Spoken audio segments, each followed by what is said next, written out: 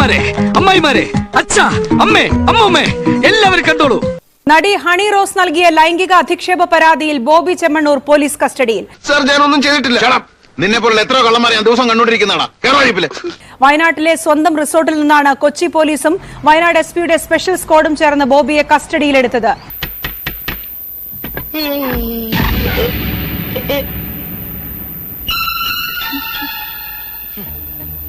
എന്റെ ചങ്ക് തകർന്നുപോയി. കുറെ നാളായി മനുഷ്യന്റെ സ്വൈര്യം കിടത്താൻ തുടങ്ങിയിട്ട്. പോനാ പോട്ടോന്ന് വിചാരിക്കും തോറും അഹമ്മദ് കൂടി വരിക. ബോബി ചെമ്മണ്ണൂർ കേസായല്ലോ. പുലിവാലാണ് ഈശ്വര. സ്ത്രീത്വത്തെ അപമാനിച്ചടക്കമാണ് കേസ്. IT ആക്ട് അടക്കം ഇട്ടിട്ടുണ്ട്. കുഴപ്പമാവോ? പനിനീർ പൂവ് കണ്ടാ തോന്നുമോ അതിന്റെ അടിയിൽ കൂർത്ത മുള്ളുകളുണ്ടെന്ന്? താങ്കൾ എങ്ങനെ കാണുന്നു ഇതിനെ? ഞാൻ സ്ത്രീത്വത്തെ അഭിമാനിക്കാറില്ല. സ്ത്രീകളോടൊക്കെ ബഹുമാനാണുള്ളൂ. അയ്യോ, അത് പിന്നെ അങ്ങനെയാണല്ലോ. കല്യാണത്തിന് ശേഷം ഇപ്പോഴും കളി തുടങ്ങിയോ? കളി മുടങ്ങാതെ നടന്നോട്ടെ. ഇപ്പൊ ഞങ്ങൾ രണ്ടുപേരാണ് പോണത്. തിരിച്ചു വരുമ്പോ മൂന്നാമതൊരാളുണ്ട്. നല്ല ഒന്നാന്തരം 916 എന്റെ സാധനം ഞാൻ കാണിച്ചു തരാം. അതൊന്ന് ഇട്ട് നോക്ക്. പെൺകുട്ടികളെ കാണുമ്പോ തനിക്ക് എന്താ ഭ്രാന്താണോ? സ്ത്രീകളുടെ മനഃശാസ്ത്രത്തിൽ ഞാനൊരു എക്സ്പെർട്ട് ആയിരിക്കാം. പിന്നെ മോശമായ വാക്കുകളൊന്നും ഞാൻ ഉപയോഗിച്ചിട്ടില്ല. തങ്കം പോലത്തെ മനുഷ്യന് എന്തിനാ കൊച്ചമ്മ വെറുതെ സംശയിക്കുന്നത്? പുറത്ത് തങ്കം തന്നെയാ, അകത്ത് ചെമ്പുണ്ടോന്ന് ഈയിടെ എനിക്കൊരു സംശയം. കുന്തി ദേവിയോട് ഉപമിച്ചിരുന്നു എന്നുള്ളത് സത്യമാണ്. അത് വളരെ ഓപ്പൺ ആയിട്ട് സ്റ്റേജിൽ വെച്ചാണ്. അതിന് ആൾക്ക് ബുദ്ധിമുട്ടുകളൊന്നും ഉണ്ടായില്ല. Very good.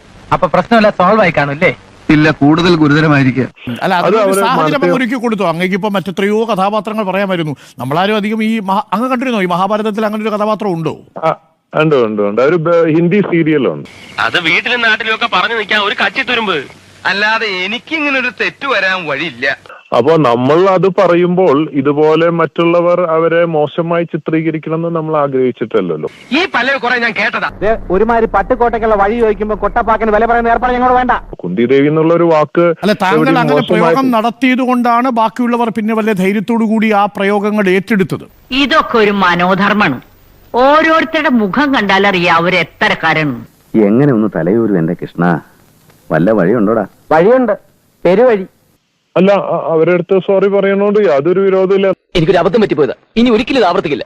എന്നോട് ക്ഷമിക്കണം. നമ്മൾ മനഃപൂർവ്വം ചെയ്തിട്ടില്ല എങ്കിൽ പോലും അവർക്ക് അങ്ങനെ മാപ്പ് പറയുന്നു. അങ്ങനെയുണ്ടെങ്കിൽ പിന്നെന്താ, അഹങ്കാരം എനിക്ക് ലേശമില്ല. അങ്ങനെ എല്ലാ കാര്യത്തിലും നമുക്കൊരു സഹകരണവും സമാധാന സന്ധിയും ആവാം.